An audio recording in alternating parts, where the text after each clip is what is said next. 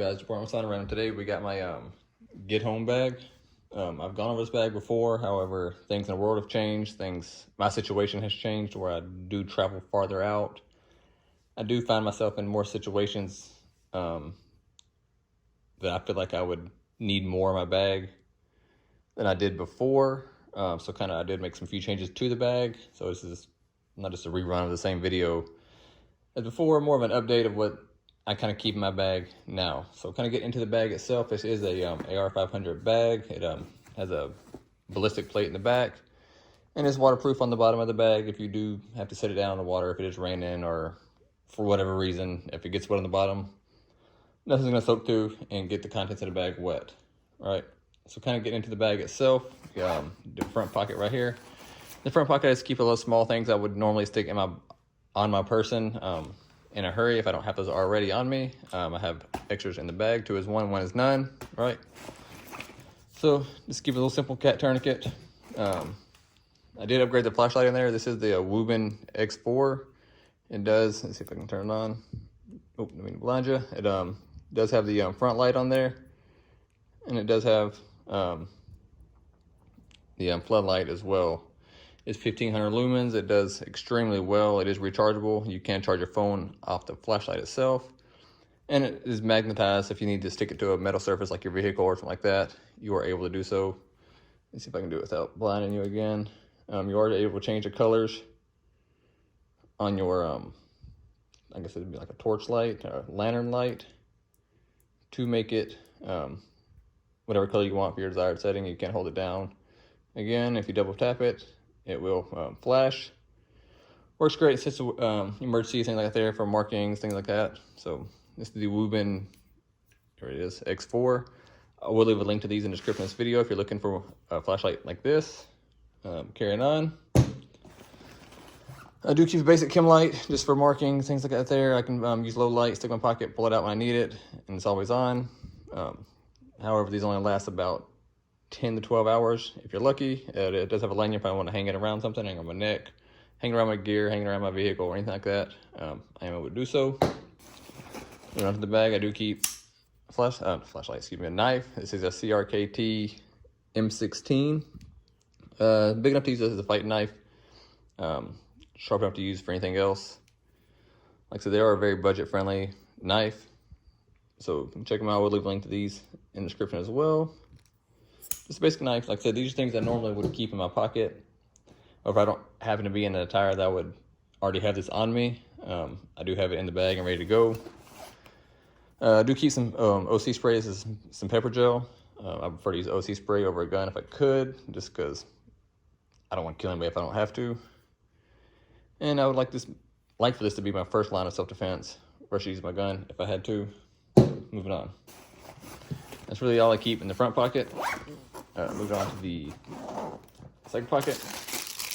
Keep a few protein bars. I'm not really so far out from my house where I would starve to death before I got home, but having a little bit of protein with you is always beneficial. I do keep a backup mag and a mag caddy for my everyday carry, the Glock 19. This is the Metgar mags. They are outstanding. Springer Precision base plate.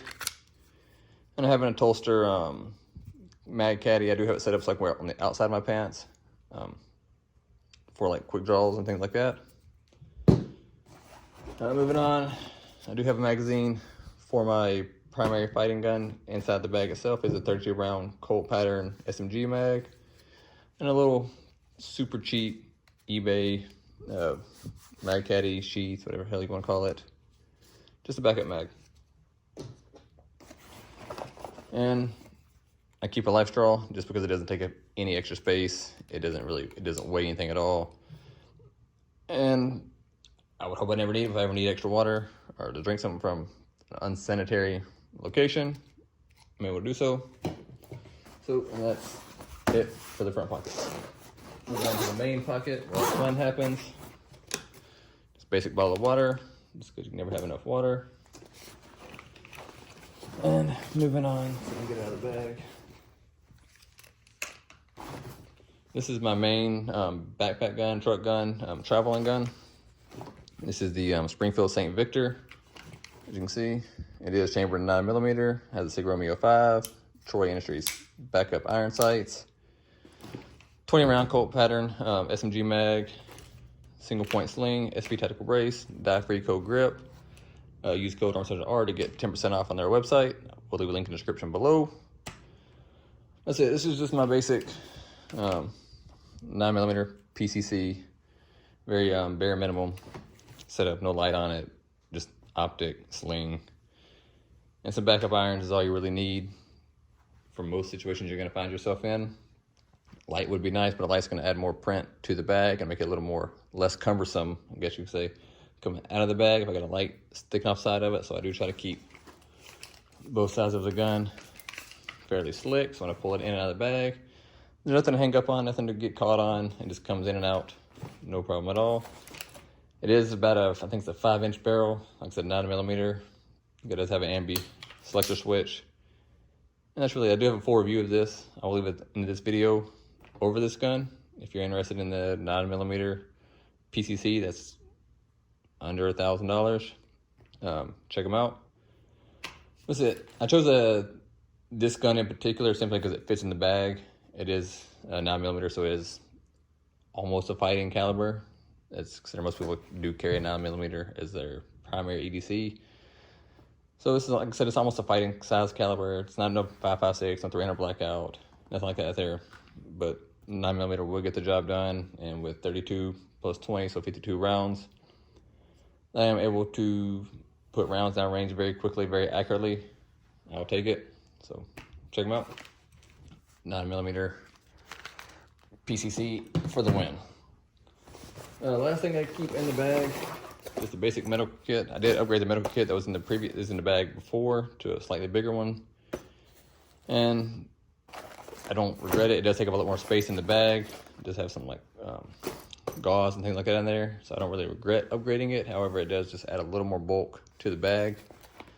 But that's no big deal. I'd rather have it not need it than need it not have it. So that's kind of why I did upgrade the medical kit of the bag, and it is all confined this one little pack, so I can just pull it in and out. Take it where I need it. I don't have to pull the whole bag out. I can literally open the bag, reach in the back pocket, pull it out, and I got my whole medical kit ready to go for whatever reason I may need it for. I do keep some extra small band-aids in there, little boo-boo band-aids, things like that. But for the most part, it's just basic medical stuff. I do get all my medical gear from the Medic Box. You can get a 1-year subscription for about $100 a month. It's a little pricey, but I don't have to worry about it. They send it all to me directly every month, same day. I get it every month. My Medic Box has all my stuff, and if I ever need to add to what I already have in here, I can order individual items from the Medic Box website. I will leave a link to that in the description if you're looking for anything like that. It's a pretty good deal. I haven't been let down yet by them, so check them out. But anyway, that's really it. That kind of wraps it up. I appreciate y'all bearing with me. Sorry for the lack of uploading content. However, like I said, YouTube has been taking my videos down left and right. When I upload them, they'll flag them almost immediately sometimes. So if you're not getting my videos, you're not seeing my content recently, that's kind of why. Like I said, it's not me, it's YouTube. They're pulling them down before I can even upload them. So just kind of bear with me. I'm trying to get through it, and we'll carry on. Until then, I'm trying to write them out.